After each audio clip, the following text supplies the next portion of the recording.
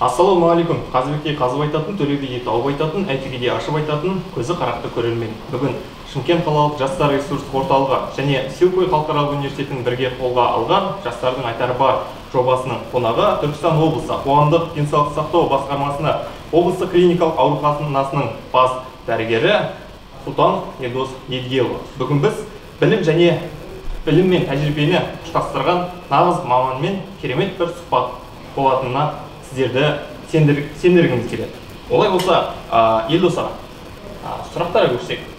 Жалпы дәрігер болу деген нәрсе, ол үлкен жауапкершілік қажет етеді. Айтыңызшы, неліктен дәл осы саланы таңдадыңыз? Не нәрсе түрткі болды? Енді бұл саланы таңдағанда енді адам армансыз болмайды дейді ғой. Енді әр адамның өз арманы бар, армансыз өмір алға жүрмейді. Сондықтан мені осы дәрігерлік салаға бағыттаған кісі менің марқұм әжем еді. Әжем жасы 110 жасқа келіп ол кісі өмірден озды. Ол кісі кезінде сол алдыңғы 37-38 жылғы ұстау уақыты көрген, соғысты көрген кісілер, ашаршылық заманда көрген кісілер. Сол кейінгі осы мен мектепте оқып жүрген кезімде біздің атамыз соғыста барып қайтып келген кісі. Сол мен сол 8-ші класс оқып жатқан шағымда сол кісінің аяғы бір науқастанып, былай айтқанда медицина гангрена болды да, аяғы кесілді ол кісінің. Ол кейін соғыстан келгеннен кейін бір 30 жылдан кейін аяғы тамыры бітіп қалып. Сол кісінің енді ауруханадан үйге шыққаннан кейін ол кісінің аяғында жаңағы перевязка істеу керек, біреу жарасын қарау керек қой. Сол кезде енді ол кезде солай болды ма уақыт білмеймін, бірақ енді анау ауылда дәрігер жоқ. Енді ауылда қаланың қасында бірақ енді медбике болды да. Енді соған қызығып, әжем айтып еді, марқұм, атаң аяғын өзің көрмейсің бе деп. Медбике бір күн келеді, бір күн келмей қалады. Сол медицинаға бармай тұрып, сол атам аяғын өзім көретін.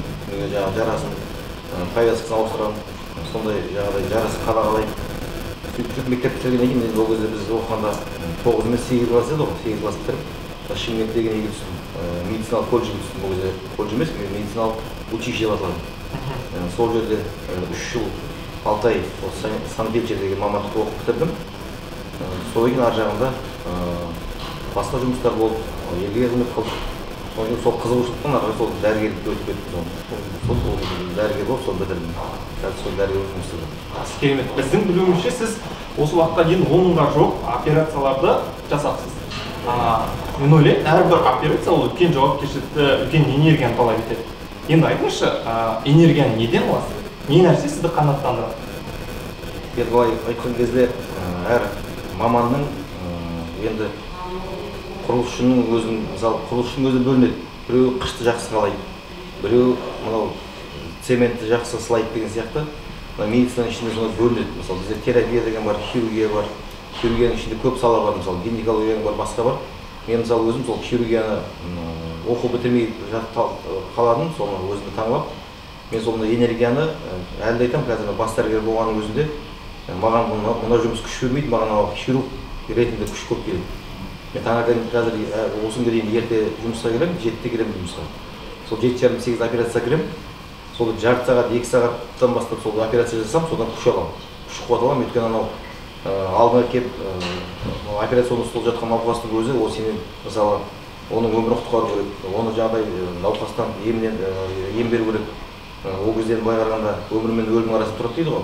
Соғысып, соны анау жұмыс жасаған уақытта соны құтқарамын деп әрекет қылған сайын содан адам энергия аламын. Мен содан бір жағынан өзім мынау сәл миымда сәл тынығады, өйткені тек қана ойлайтын науқастың денсаулығы, соның операциясының сәтті өтуі, одан шыққаннан кейін барып уже бас дәрігерге жұмыс болады. Енді айтыңызшы, өте қызық сұрақ біздер үшін. Сіз қанша сағат ұйықтайсыз? Енді ұйқы деген анау қазақта мақал бар, ерте тұрған еркектің ырысы артық, ерте тұрған әйелдің бірісі артық дейді, соқсап. Ол біздің баяғы атамыздан, мен өз атам болып өскен балам, жастайымнан осы ерте тұрып, жаңағыдай малды қарап, шаруашылыққа араласып жүрген жігітпін, осы кезде шаруашылықта жүремін қол тиген уақытта. Мен бір қазірдің өзінде сол, қазір емес, 23 жыл хирург болдым. Қатты кетсе 6 сағаттың көп ұйықтаған адам емеспін осында. 5 сағат, 5,5 сағат, 6 сағат маған жетеді. Мен сол 12-де ұйықтасам, 6-та 5,5-да тұрамын. Ол уже әдет, демалыс күні болсын, жұмыс күні болсын, сол маған біткен қасиет. Сол екен мына обед уақытында мен ұйықтамаймын. Оны ұйықтаған маған қасиет бітпеген ба, или ұйықтай алмайын ба, бір айына болып қалуы мүмкін, бір рет обедте ұйықтап жатып қалып ұйықтамасам шаршап былай ұйықтамаймын. Ол соған өзі бейімделіп сол үйренгенбіз. Жақсы. 10 мыңға жуық операция. Қаншама адамдардың өмірін құтқару. Бұның барлығы бір үлкен тәжірибемен келетін де. Өте қызық біздер үшін. Енді айтыңызшы, алғашқы жасаған операцияңыз есіңізде ме? Әсермен бөлісіңізші, ол қалай болды? Ең алғашқы операциям енді студент кезден айтпай ақ қояйын, енді біздің оқыған уақытта мен өзім Ақтөбе мемлекеттік медицина несін бітірдім, институт бітірдім. Ол кезде бізде мынау моргқа барамыз, мынау анатомия деген сабақ бар. Сол аумақта енді ол басқа мәйітті ашамыз ғой былай. Бірақ кәдімгідей өзім дәрігер ретінде бірінші операциям осы. Ол кезде қалалық бірінші аурухана бұрынғы больница скорой медпомощь дейміз ғой, сонда бастаған. 98 жыл сонда келдім. Сонда ең алғашқы операциям жаңағы ауырды есім жоқ, бірақ соқыр жүрек істеуге кірдім операциям. Мынау жақсы дәрігер, жақсы дәрігердің медбике үлкен көмекші дейді. Ол жақсы қасиет. Мына біздің операциялық медбике енді атын затын айтып керек емес шығар, сол үлкен кісілер болды мен барғанымда. Сол жаңағы тұрған уақытымызда соқыр жүректі алу керек, бірінші жаңағы кесінді істеу керек, ішке кіру керек деген сияқты. Сол кезде қасымда тұрған медбике үлкен апамыз еді, сол кісі тұрып тұратын қолынан.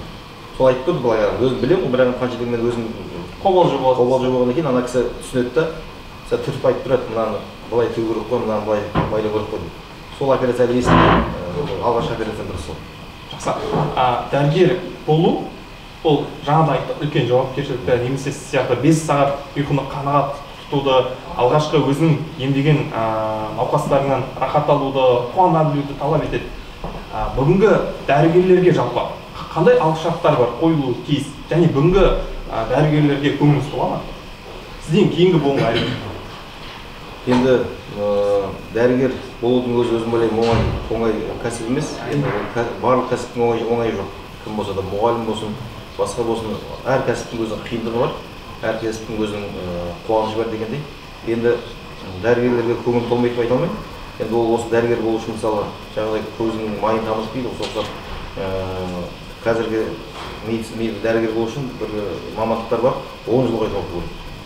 Біздер оқығанда басқаша система, басқаша жүйе болды да, біздер 6 жыл оқыдық, 6 жылдан кейін 2 жылда қосымша не оқыдық, 8 жылдай. Қазір 10 жылға оқиды. Соны бітіріп келген мамандар енді жаман болды, жаман деп айта алмаймын, бірақ енді мынау бес саусақ бірдей емес қой. Оның ішінде жақсысы да бар шығар, жаманы бар шығар, бірақ жалпы дәрігер мамандығында жүрген жас болсын, мынау бізбен қатар жүрген азаматтар болсын, барлығы ел жұмыс істеп жатқан кісілер. Енді мәселе ол жаңағы дәрігер болу үшін қандай қасиет болу дегенге келейін. Дәрігер болу үшін біздің бір үлкен ағаларымыз айтып жүрді кезінде. Мынау өзіңе келген әр ауруды, өзің мынау ота жасап жатқан ауруды өзің туысқаныңдай көр дейді. Ол деген туысқан аурусын деген емес.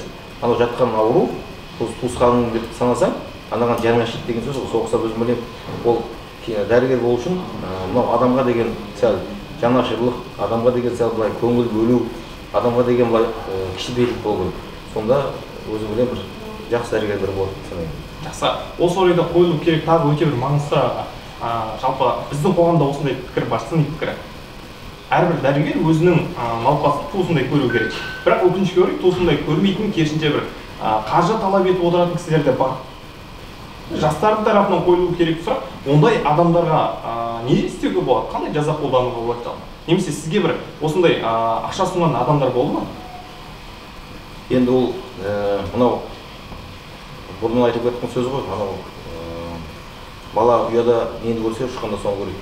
Ол тәрбиеге байланысты ойлаймын. Енді ол біреуден қаржы сұрап, біреуден бір дүние сұрап, ол өте жаман қасиеттің бірі. Мынау біз осы күнге дейін талай ағаларымыздың қолында тәрбие көрдік. Сол кісілердің біраз тәрбиесін алдық, сол кісілердің үрдісімен жүріп жатырмыз. Ол өзін жаңағы емдеп, ота жасап, аяққа тұрғызып, ем домын берген кісілер, ол өзі шын көңілмен сізге сонша рахметін айтса, ол кісінің саған берген батасының өзі үлкен құрмет. Енді ол мен барлық сол бір арада болған қара ақталып бүкіл дәрігерлерге жақын келмейді. Енді арада бар шығар, өйткені қай сфераны алсаңыз да арасынан шығады. Мынау мақал бар ма, адамның аласы ішінде, малдың аласы сыртында деп соқсақ, ол айта алмайсың мүмкін. Бірақ енді ондай біреуді қинап, біреуді жағдай дүние сұрау өзім ойлаймын дұрыс емес. Оны енді жазасын ешкім бере қоймас, бірақ енді қазір бәріміз мынау мұсылман еліндеміз, Алла тағала өзі береді ғой жазасын. Енді өзім ойлаймын, мынау анда барғанда да оның үйде де сұраныс бар дейді, сонда өзі сұралар енді, бірақ ол өзінің ішінде көңілі ол пейілі ғой. Сондықтан оның атқарған жұмысы, істеген қызметі өзіне тимесе, ертең ол қыздарына тиеді, соны сауап етеді өзім ойлаймын. Сондықтан мен ол жағында пікірге өте қаттымын, бір жағынан да қаталмын. Өзім қарамағымда біраз дәрігерлер тәрбиелеп шықтым, оның алды басқа қалаларда бас дәрігер болып жатыр, өзім шәкірттерім. Оларға осы үйреткенім, тек қызмет істесеңдер, елді құрметтесеңдер, науқастың жағдайын жасасаң, ол саған батасын берсе де шын көңіліме кетеді. Ертең көшеде жолығып қалған уақытта, бір дүкенде жүрген кезде тоқтап жағдайын сұрап, аға қалай істеп тұр, оның өзі үлкен мәртебе. Керемет.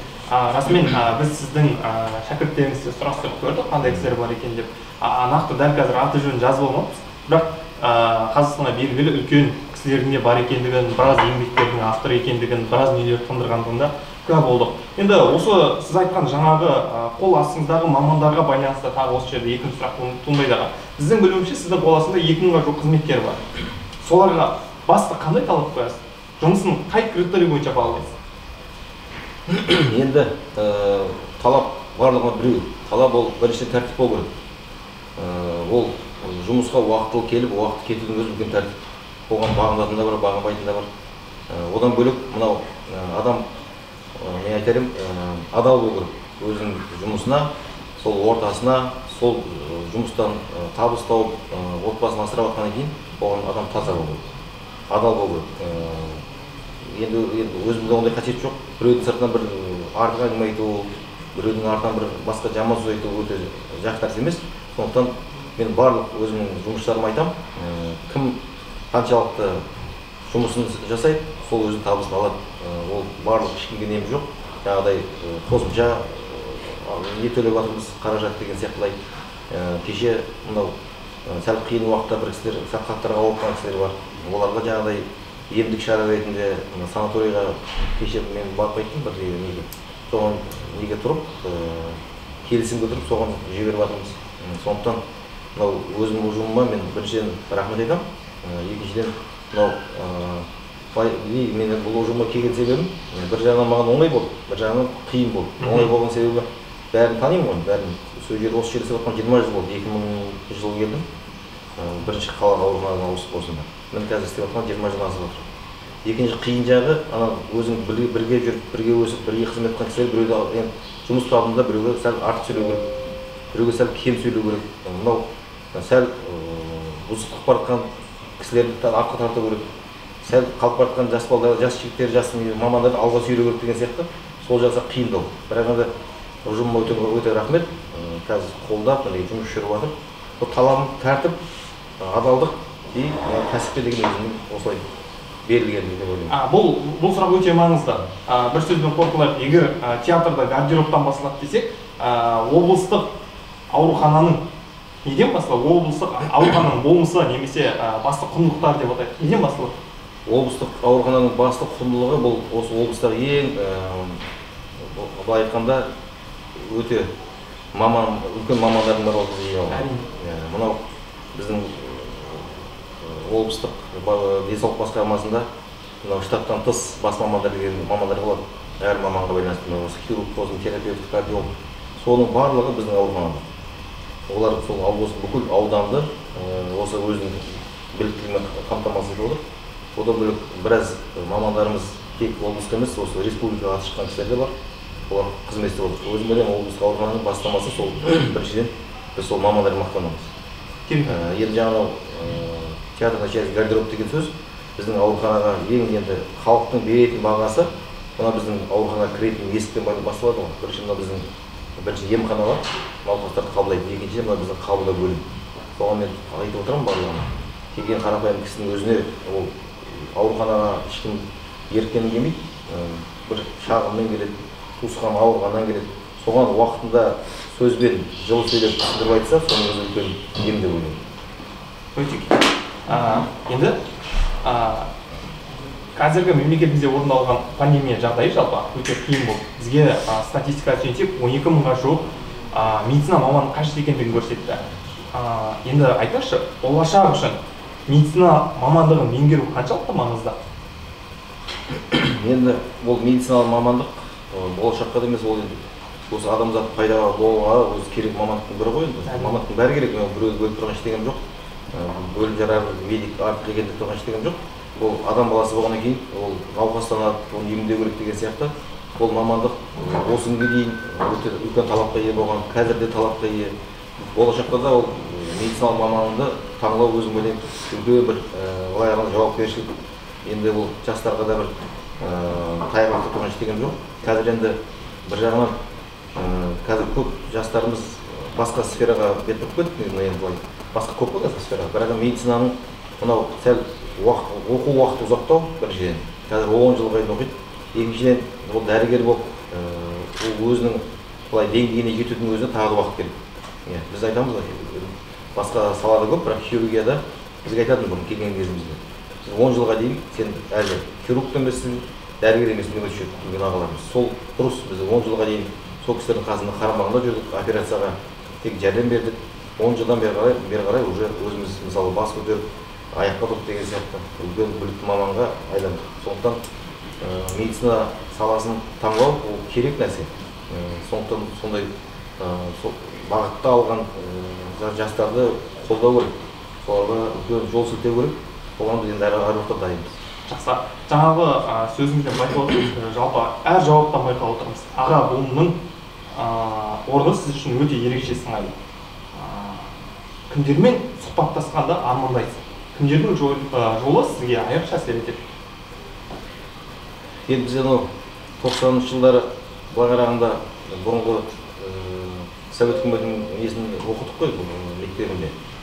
Ол кезде біздер үлкен ғалымдармен шетелден ғалым жолығамыз, бірақ өзіміздің қазақстандық керемет өзіміздің ағаларымыз, өзіміздің ұстаздарымыз болды. Біздің батыста мысалы біздің берген намаз Бердібек академик болды, ол кісі өмір өтіп кетті.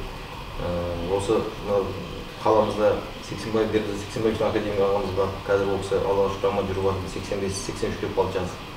Одан бөлек бұрынғы Мұхтар Алиевич ағамыз бар. Апсаттар академик ағамыз бар, Алматыда солар болды. Одан бөлек Астана жақта Тоскалиев ағамыз бар, Жақсып Ақмұрзаевич. Қарағандыда Лохвицкий деген академик ағамыз бар, ол да намаз жүріп жатыр. Баймахан Болатбек ағамыз бар. Көп. Бірақ енді өзім қанша дегенмен хирург болғаннан кейін, сондай маман таңдағаннан кейін, бізде бір сырттан бір қасымыздағы Ресей болса сол кісілерге үлкен бір кісілермен сұхбаттасқанды армандаймыз. Мысалы мен өзім мынау Москвада бұрынғы Совет үкіметінде жалпы центр онкологии дейді, центр онкологии имени Блохина, соның директоры бар, Давыдов Михаил Иванович қазір 80-ге жақындап қалды. Өзім сол кісілермен бір сұхбаттассам деген бар, бірақ ол кісімен кездестім, бірақ сұхбаттаспадым. Одан бөлек мынау Тюмень жақтың профессорынан біраз сұхбатта болдым. Сондықтан әр адамның арманы бар ғой, мысалы менде бір қазір осы болдым, жеттім деп тұрған жоқпын, бірақ енді біздің де үйренетін нәрсеміз. Кеттім. Жақсы. Келесі сұрақ, жалпы біздің ақпарат талдауымыз үшін өте маңызды. Сізге ең көп қойылатын сұрақ қандай сұрақ? Ең көп қойылатын сұрақ,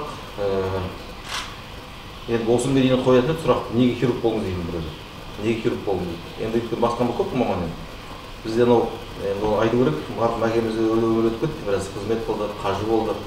Бұрындары енді сонда психология болды ма, ер бала болса хирург болу керек, қыз бала болса гинеколог болу керек. Үйдегі жеңгелерімді гинеколог болып істеп келатыр көп жылдан бері қарай. Соны мен кезінде айтып жүрмін әкеме. Неге сол, мысалы, мен жарайды хирургияны таңдадым, мынау келіңіз неге гинеколог десе күледі ол кісі. Солай болу керек қой деп. Ол бір не емес, көп адам сұрайтын неге хирург болдыңыз дейді. Ол өзімнің қалауым, өзімнің таңдаған мамандығым. Енді сол оқу бітірмей жатып сол хирургиялық секцияға бардық, жағдай мәйітті аштық, операция үйрендік. Сондықтан үлкен көп қойылатын сұрақтың бірі осы. Неге хирург болдыңыз деп сұрайды. Қателеспесем, біз өзіміздің сұхбатымыздың 20 минут барысында сіздің неге хирург болғаныңызды бақай жағына дейін аңғардық деп ойлаймын. Жақсы жағынан әрине. Келесі сұрақ, руханиятқа кішкене ойысып көрейік. қазақ жігіттерінің бойынан не көргіңіз келеді? Қазақ жігіттерінің бойынан мен айтар едім, мынау қалай дейді, қазақ өзі қаһарман халық қой. Сондықтан мынау ең бір керек қасиеттің бірі ол намыс. Адамда намыс болса, адалдық болса, адамгершілік болса, оның бәрі орнына келетін нәрсе. Сол айналдырған екі-үш қасиет: намыс пен адалдық, адамгершілік. Одан басқа қалған өмірдің бағытын келген нәрсе. Жақсы. Негізгі бөлім ең соңғы сұрағы. Әлемді құртатын ақымақтар деп орта ғасыр философиясы. Әлемді кімдер құртуы мүмкін? Әлемді құртатын енді өзім ойым, басқа кімдер білмеймін, қалай ойлайтын. Мынау арам пиғылды, мынау өтірік айтатын, мынау сөзінде тұрмайтын адам, ол өзім ойлаймын, ол әлемді емес, жалпы жер бетін құртатын нәрсе деп ойлаймын. Сондықтан бұл өтірік айтып тұрған адам, біреу сыртынан жамандап тұрған, ішінде бір арам пиғылды адамнан жақсылық күту қиын бол. Жақсы, әлемді құртып алмайды. Екінші бөлім бізде философия майдан деп аталады. Философия майданда дәл осы сұраққа келгенде көбісі тосылып жатыр. Мен сізге қазір сұрақ қоямын. Ойланып жауап беруге 30 секунд уақытыңыз бар. Әр сұраққа 30 секунд айтамын. Менің қолымда қазір студенттердің жалпы осы ұйымдастырушылардың дайындаған 25 сұрағы бар екен бүгін. Бастауға рұқсат па? Ғалымдардың болжауынша отбасы құру уақыты алдағы уақытта 30-35 жасқа дейін жетуі мүмкін. Сіз қалай ойлайсыз, отбасы құру уақыты неше жас? Отбасы құру жасын ол мен емес, ол кезінде біздің аталарымыз айтып кеткен 25 жас ол ер азаматтың ел басқаратын жасы. Сондықтан ол 13 жасында мұсылман болса, ол 25-інде ел басқару керек. Ол сол кезде ол отбасын құрса, артында бала да өседі, өзі де елге қызмет қылады өзінің өзі. Тоқыраудың ең қатерлісі сенімнің тоқырауы деп орта ғасыр философиясы. Кімге сенесіз? Енді телевизияны айтайын, бірақ енді өзім марқұм әкем айтып жүрді, тек қана бір Аллаға сенемін деп. Менің де өзім ұстанымым сондай. Керемет. Ең үлкен байлықты нені атайсыз? Ең үлкен байлық біріншіден денсаулық, екіншіден отбасы. Ол ең үлкен екі байлық бар. Отбасына кіретін жаңағы ата-анаң, туған бауырың, өзінің бала-шағаң, өзім ойлаймын, сондықтан ең үлкен байлық ол отбасы деп ойлаймын. Отбасында аман болса, бар байлық сол жерде болады. Жақсы. Ең кішкентай ғаламшар не деп аталады? Ғаламшар? Ең кішкентай ғаламшар не деп аталады? Білмегеніңіз ол қалыпты жағдай, мүмкін нәрсе. Кеңес үкіметі үйреткен ең үлкен сабақ не болуы мүмкін? Кеңес үйреткен ең үлкен сабақ бұл мен айтарым, сол кеңес одағының кезіндегі білім системасының өзі үлкен бір сабақ. Қазір мысалы бір елдер бар, біздің сол кеңес үкіметі кезіндегі білім жүйесін енгізгендер, қазір сол алғы шепте тұрған бір елдің бірі саналады. Білу өнер, түсінік тәжірибе, көнігу ше? Көнігу, енді бір сөзбен айту қиын шығар, бірақ енді не болса соның бәрін көне беруге болмайды. Ол үшін адамның өзінің намысы болу керек, адамның жақсы қасиеті болу керек. Ол көнетін нәрсе бар, көнбейтін нәрсе бар. Намысты мөлшеріне салып көру керек. Намысты мөлшеріне салу керек, адам өзінің сана сезімін салу керек, соған қарап көне керек. Жақсы. Жетістіктен гөрі бақытты болу сәті маңыздырақ депті ғалымдар. Сіз үшін қайсысы маңызды? Жетістіктен гөрі бақытты болу сәті маңыздырақ. Мен ойлаймын, сол бақыттың ішінде бәрі керек.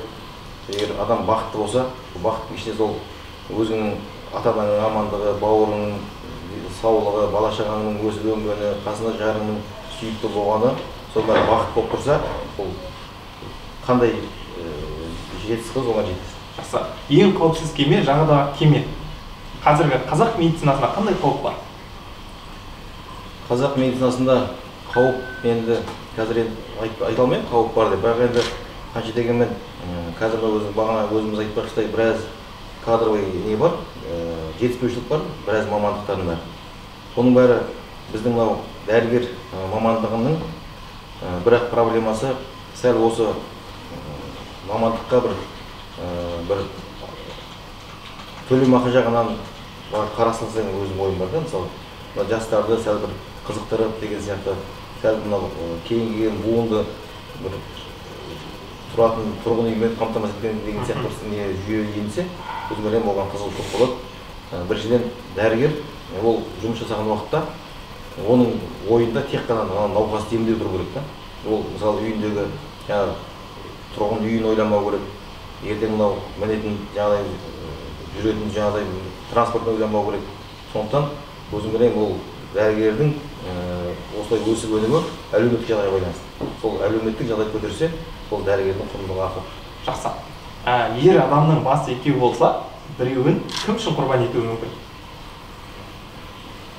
Ер адамның екі басы дейсіз ба? Енді мен өзім ойымды айтайын, біреудің ойына емес, мынау жұмақ ананың табан астында дейді. Сондықтан ол екінші басты өзім ойлаймын, егер анаң үшін қауіп төнсе, соқсы беру болады. Керемет жауап. Әрбір медицина маманы оқу керек кітапты атап беріңізші. Ол ең бірінші кітап, мынау енді мен орысша оқығаннан кейін айтайын, кейінгі қазақша кітаптар шыққан шығар. Автор Привес деген кітап бар. Ол мынау қалыпты анатомиядан оқимыз, оқиды бәрі. Оны біздер оқығанда бір жарым жыл оқып, содан мемлекеттік емтихан тапсыратынбыз. Біз оқыған жылдар. Ол Привес. Екіншісі Островерхов деген кітап бар. Ол топографиялық анатомия дейді. Мынау медиустарда бізде кезінде сөз болады. Топографиялық анатомияны оқып біткеннен кейін үйленуге болады деген сияқты. Өйткені ең қиын сабақтардың біреуі сол. Оны ол кезде барлығы оқиды. Терапевттер де оқиды, хирургтер де оқиды, 5-ші курстан бәрі бірге оқиды. Сол екінші кітап сол. Үшінші кітап өзім ойлаймын, мынау хирург болғаннан кейін хирург саласына егер де бір медик боламын деген кісіге ең бір керемет кітаптың бірі Савельев деген кітап бар. Ол 68-ші жылдар шыққан кітап. Одан бері қарай бірнеше рет переиздание болды. Неотложная хирургия деген кітап бар. Оған қосымша Гринберг деген автор бар. Негізгі кітаптар осы. Жақсы, керемет. Келесі сұрақ медицина мамандары үшін өте маңызды деп ойлаймын. Егер де қолыңызда мәңгі өмір сүрудің билеті болса, оны кімге берер едіңіз? Мен қайта отырып айта беріп айтпасын. Мен мәңгі өмір сүруді берерім осы өзінің аналарымызға. Керемет жауап. Әрине, әр ана мәңгі өмір сүруге лайықты. Жақсы. Қазақ кинематографиясындағы сіздің топ 3 фильміңіз қандай? Жалпы фильм қарайсыз ба? Бірінші мен ең бір бала кезден бір сүйіспе жылып қараған кином Арман Атама деген кино болатын. Ой, ертерақта ол мен қай жылдар шыққан екен. Бала кезде сол кино жақсы көретінмін, оны қайта көрдім. Екінші біздің мынау қазақ фильмі ойнаған маған кейін кино мынау Құнанбай. Керемет ол киноны өзім бір өтірік емес, бір 10 рет көрген болармын. Енді арасында бір шетелдік тағы кино бар. Осыдан қай жыл шыққан білмеймін, Телехранитель деген бір кино болды. Ойынан көп көрдім, бір 15-20 рет көрген болармын. Осы шықты кино. Жақсы. Гиппократ пен араңызда қандай сәйкестік бар? Енді ол кісімен сәйкестігім бар деп айтпаймын, бірақ ол кісімен сәйкестігіміз мынау медицина саласын таңлап, сол кісінің мынау тезді присягасын қабылдаймыз ол біздер. Енді қазір медицинада болып болар, біздермен түскенде бізде бірінші курста осылай әрқайсымыз біртіндеп шығып, мына присяганы армияға барғандай оқимыз. Қабат. Сондықтан ол кісімен сәйкестігіміз сол кісінің присягасын қабылдап, сол кісінің мынау жолымен жүргенінің өзі өзім ойлаймын мен үшін үлкен құрмет. Керемет. Махаббаттың формуласы медицина мамандары үшін қандай? Махаббаттың формуласы медицина мамандары үшін негізінде енді көп медицина саласында жүрген сұрасаңыздар, үйдегі жолдасы да медик болып келеді, өзі медик болып келеді. Енді 6 жыл медицина оқығаннан кейін, сыртқа шықпағаннан кейін сол жерден өзің орта табасың. Мысалы мен де сол өзім үйдегі жеңгелеріммен махаббатымызды бірге оқып жүрдік, бірге үйлендік, бірге бітірдік. Міне қазір Аллаға шүкір балалары өсіп өніп, қазір бірге тұрғанымызға 26 жыл 27 жыл. Өзім ойлаймын, медиктер үшін ол шама келсе махаббат сол айналасын тапқан дұрыс қой. Жақсы, керемет. Жоспарлы некеге саяды екен. Бұл өте маңызды әрине бүгінгі заман талабы үшін. Ақын болсаңыз, кіммен дуэльге шығар едіңіз? Ақындардың арасында дуэль болады ғой? Мен енді ақындығым жоқ, бірақ енді мынау бір тарих дейміз ғой, тарих, мынау әркімнің арманы бар, бірақ мен біраз ақын кісілермен өзім жолдасты болып келе жатырмын. Марал Таяқын мысалы өзім семьялық жолдасым ол кісімен қарым-қатынасым жақсы, жақын араласам, жақын сөйлесем. Бірақ анау ақындардың ішіндегі былай өткір айтатын, былай тік айтатын кімді қатты құрметтеймін? Кім еді ақын семейлік? Ринатты. Сол былай өзім ойлаймын, ол момент былай сөйлесуде қарапайым да ойлаймын өзім ойым. ол былай қарапайым тілмен сөйлейді да, бұл түсінікті болып келеді. Мен сол жігітті өзім қатты құрметтеймін. Жақсы. Келесі жолы жастардың айтары бар жобасында орныңызда кімді көрдіңіз бе? Жастардың жобасында бүгінгі жобада келесі мен ойлаймын, келіп осылай сұхбат беретін жоғары буынды көп қой, ағаларымыз бар, нақтырақ апаларымыз бар. Мысалы біздің аурухананың өзінде енді жастарға өзім айтарым, берері көп, айтары көп. Біздің үлкен бір апамыз бар, 70-ге келді сол кісі қазір. Гүлжан Кабакиевна деген, Қасымбекова деген біздің терапия бөлімінің меңгерушісі. Қазір бір кеше 70 жасын тойлап, ол кісіні әр жұмыста ұстап отырмыз. Ол кісіні ұстап отырған себебіміз жұмыскер жоқ емес, жұмыскер бар, бірақ ол кісінің өзінің құрметі, ол кісінің артында келе жатқан халық сол сұрап келіп тұрған екен өзім білемін. Ол кісінің үлкен абыройы, үлкен деңгейі, үлкен құрметі бар деп ойлаймын. Сол кісі негізі жастарға беретін ақыл көп, өзі бір байсалды, қарапайым, өте ақыл кісінің бірі.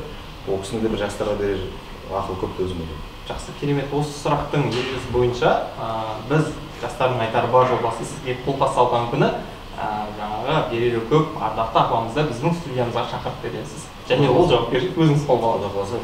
Жақсы, рахмет. Керемет. Келесі сұрақ. Шымкенттің интеллектуалды жастар деп кімдерді атар едіңіз? Шымкент қаласының. Шымкент қаласы интеллектуалды жастар деп мен жаңа кіреберісте мынау осы жастардың ойлап тапқан несін қазір көріп өзім қызығып отырмын. Мен кеше айттым, жақында ғана орталық паркте бізде бала кезде бұл паркте біраз шаң тоздырғанбыз енді өтірігіміз. Біраз ол кезде таныс площадка болатын, дискотечный не болатын. Бірақ қазіргідей енді ондай не жоқ, дизайн жоқ. Мен жаңағы күнді қыздыратын ненің өзін көріп, өзім қызығып отырмын.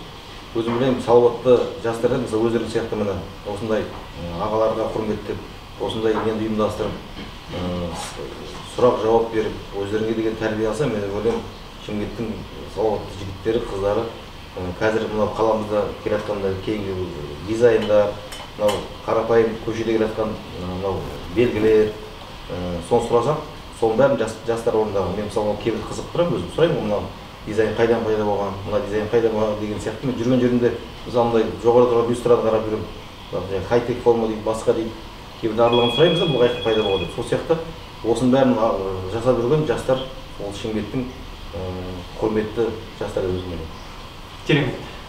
Шымкент қаласының әкімі Мұрат Әйтеновті 3 сөзбен сипаттап беріңізші. Ол кісінің біріншіден байсалдылығы, ақылдылығы, төзімділігі деп айтарым. Керемет. Ең соңғы сұрақ. Сіз жастардың айтары бар жобасының 15-ші қонағысыз, қателеспесем. Сізге дейін аудан әкімдері, басқарма басшылары, Қазақстан Республикасы мәдениет қайраткерлері осында сұхбат берді. Ол кісілер де өзінше бағасын берді. Бүгінгі жобаның ең соңғы сұрағы. Бүгінгі жобаны 3 сөзбен сипаттап беріңізші. Бұл жобаны мен айтарым, бір мынау енді біздің қазіргі еліміздің былай сол дамуына сұраныс керек нәрсе жоба біріншіден. Екіншіден мынау осы жастардың басын құрып, үлкендерден ақыл сұрап, мынаның өзі сіздердің үлкен былай тәрбиелік мәні бар деп ойлаймын. Үшіншіден мына біздің бұл келесі, жаңа өзің айтпақшыдай, неге медицина саласын таңдайды, неге медицина саласында дәрігер аз дегеннің өзі, осының өзі мысалы мен біреуді қолынан сүйреп апарамайсың дәрігер, бірақ осыны тыңдап отқан бір жастардың өзі ойлауы мүмкін. Осы ертең дәрігер болсам солай болады деген ойлайтын сияқты. Бұл да бір кейінгі жастарға бір тәрбиелік мағынасы бар нәрсе. Сондықтан өте керемет жоба. Өзім қатты қуанып отырмын. Ризашылығымды білдіремін. Жаңағыдай уәдемді беріп, Құдай бұйырып жатса келесі осындай өздерінің хабарларыңызға үлкен ақыл беретін, үлкен тәрбиелік мәні беретін ағаларымызды, апаларымызды алуға уәде береміз. Сізге де үлкен рахмет. Және біздің жобаның атынан кішкене мынандай сыйлық бұл барлық заңның аясында рахмет. Жақсы, олай болса құрметті көрермендер, біз жастардың айтары бар жобасының 15-ші шығарылымын аяқтаймыз. Қош, сау болыңыздар, келесі кездескенше.